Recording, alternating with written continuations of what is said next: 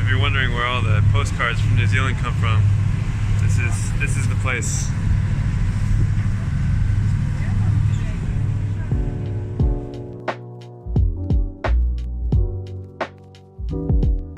Welcome back to NewZeroland. This is part 6 of our South Island motorcycle road trip series. We made it all the way down to Milford Sound, one of the most remote and scenic areas of the country.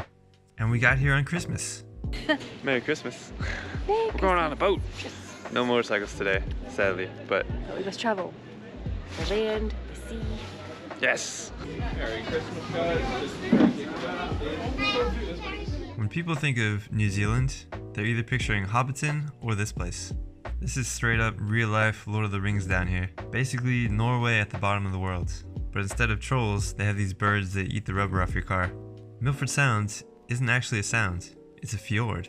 Our tour guide explained how fjords are underwater valleys carved by glaciers. So you get these super steep cliffs underwater. And sounds are still underwater valleys, but they're more gradual because they're created by rivers and floods. Bet you didn't think this video would get so educational, huh? This place is so epic though. It's hard to get a sense of how huge these mountains are. The cliffs of insanity! For scale, look at that plane. Or this boat, that's a full-size ferry, same as the one we're on.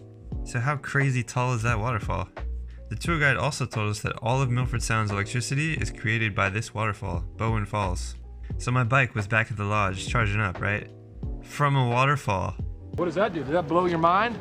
That just happened. Hydropower is one of the main sources of electricity on the South Island, and I'll get into more about that later. But yeah, charging up my bike from a waterfall. Crazy. Like I mentioned in the last episode, this was the first time we'd been to Milford Sound when it wasn't raining. It rains 182 days out of the year, and they said if it doesn't rain for 4 days, it's considered a drought. So we really lucked out. What a beautiful day. We saw dolphins, yep, seals. Definitely come to Milford Sound. Milford Fjord. Fjord. This wasn't a normal trip though. They say that usually 1 million people come to visit Milford Sound every year. But in 2020, only 100,000 came. The boat we were on is usually packed and goes out 10 times a day, but even on Christmas, it would only go out twice. The whole pandemic thing made this strangely the best time to visit Milford Sound. And that made it weird. Like, the reason it was so great was because nobody was allowed to travel there. So we suddenly felt awkward telling family and friends about all the cool places we were going, all the fun we were having, people we were meeting. Basically everything we were free to do while they were locked down, stuck at home in the middle of winter. We met some other Americans there who said this was like having survivor's guilt. We actually felt bad for having such a great time, but on the other side of it, we were lucky enough to be here, with the chance to travel to all the touristy spots in New Zealand with barely any tourists. So we couldn't just take this for granted, right? I'm sure people would be more upset if we didn't do this road trip. And maybe by sharing these amazing experiences with you guys, we can help who's ever watching this travel virtually for a little bit and see what's waiting for you when the world opens up again. I don't know, if you guys feel the same, then I don't feel quite as guilty for having such a great time here. Wow, wow, wow. This place is amazing. I need to find another word that means amazing. Excelente. Ah, there's bugs everywhere though. Oh man, being attacked by bugs. Alright, need to stay on the move.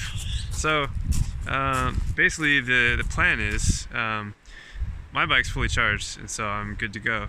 I'm gonna ride from here back to Te Anau tomorrow. I'm gonna go slow because it's super steep up, so just to make sure we make it up and over the hill and, you know, through the tunnel, which is super steep. I'll show a little infographic we saw today at the underwater place. That kind of gives you an idea of the elevation that we just rode yesterday. And so yeah, tomorrow riding out of here, I'm pretty sure it's going to be pretty easy for me, but for the Triumph, I think we'll use that battery starter thing to get the bike started, go down the road, get some fuel, and then Jen will just head off on her own. Oh my god, a bug just flew over the camera. And then we'll try and sort out either a battery charger or a new battery for the bike, depending on what it needs. If anybody's open on Boxing Day, which is, yeah, it's, I don't know, just unexpected things that happen when it's the holidays and, you know, nobody's really open. So we'll see. Just kind of playing it day by day. But so far, this trip's been amazing. It's just the views, the rides, the roads, just unbelievable. And I feel so lucky to be able to do this. And so I really hope you guys enjoy all the footage and stuff. Yeah. Alright, we had a day off. Now I know what you're saying. Now eventually you do plan to have Motorcycles. on your Motorcycle tour. right? Hello? You bet your Brembos we will. Our next leg of the trip was from Milford Sound to Invercargill, a place where people pronounce their R's. It's also home to the world's fastest Indian. We jump-started the Triumph one last time and hit the road back to Teano. So we're in an interesting situation right now where if the Triumph turns off, we're dead because we cannot get it started without some kind of jump starter pack, which we don't have. So no pulling over for photos, no flying drones. Well, I guess I'm not allowed to do that anyway. But yeah, no stopping at all, and Jen cannot stall because that would be it. Like, I don't even know what we would do. So, amazing road, so much fun, but we're so nervous right now. Alright, here's the tunnel. We're stopping on an uphill. I'm worried. Wow, I don't know if you can see that road down there, but it's so cool. Yeah! I'm so slow. No, it's fine. Totally fine.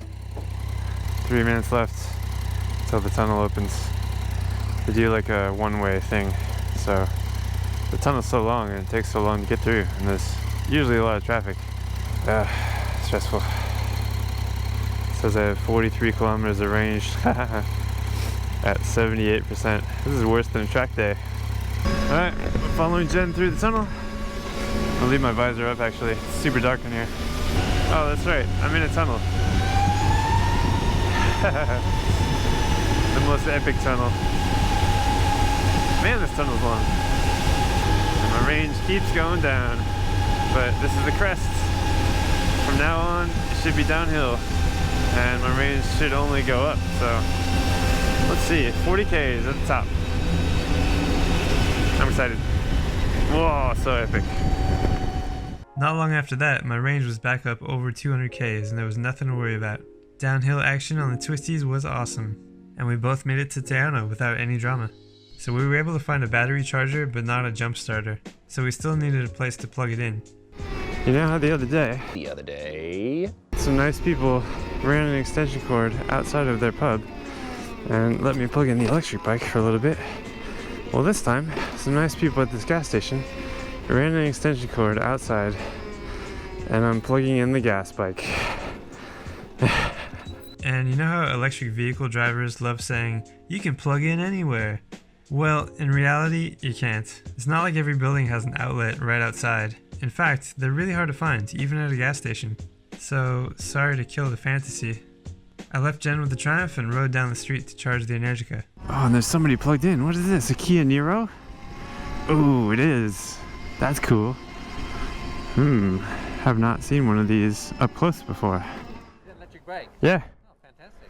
Yeah. We're very nearly done here. Oh, that's no rush. 2 minutes away. Cool. How do you like it? It's fantastic. It goes really well. Nice. Yeah, I've been looking at these. They're a great alternative to a Tesla. Yeah. Like. Yeah, these are really good. We've got 450 Ks and. Oh wow. Yeah. Nice. I'll probably only be here about 15 more minutes, just waiting for my bike to charge, but then mostly waiting for Jen to charge the Triumph. It's just such a ridiculous thing to happen. Right now you might be thinking, hey, this guy with an electric motorcycle channel, he sabotaged that gas bike to make them all look bad. But that totally was not the case, and I'd never put Jen through this. Or would I?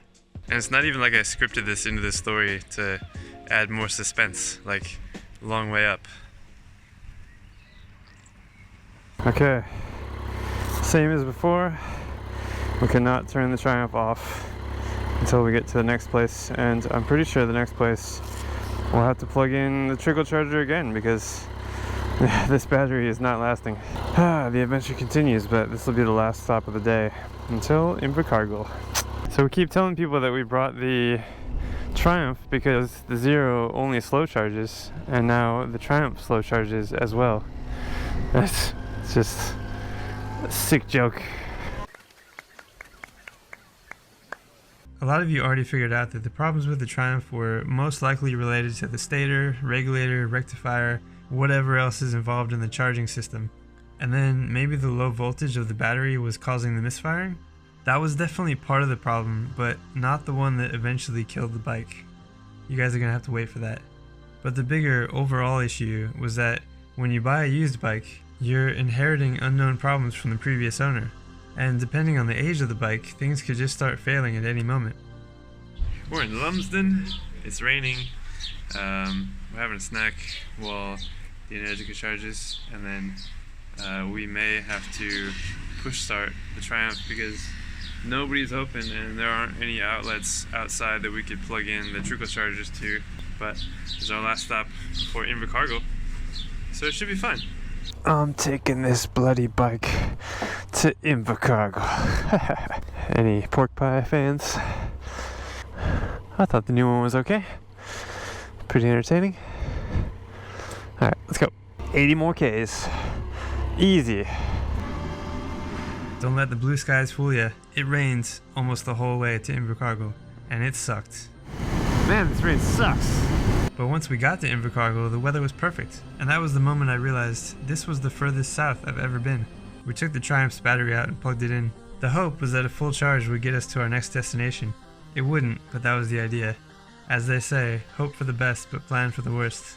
Well, we didn't plan at all. Hello there, and welcome to NewZeroland. Here we are on day 11. Is it 11 or is it 12? Day 11. Both bikes are charging right now. Gas and electric. Irony out of that whole We don't thing. discriminate. Yeah. I charge you, I charge you, I charge you. Okay, Oprah's favorite charges.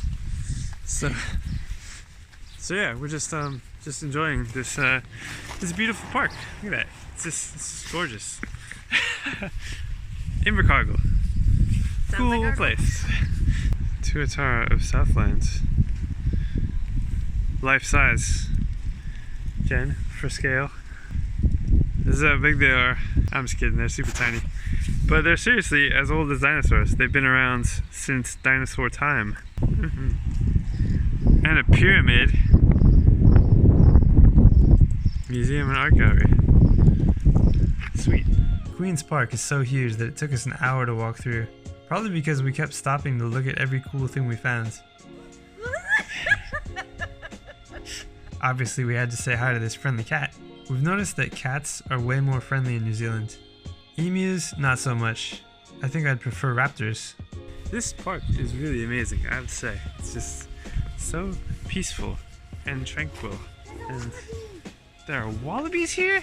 There were wallabies. Apparently there are over 100,000 wallabies just wild in New Zealand. Did you know that? We didn't know that.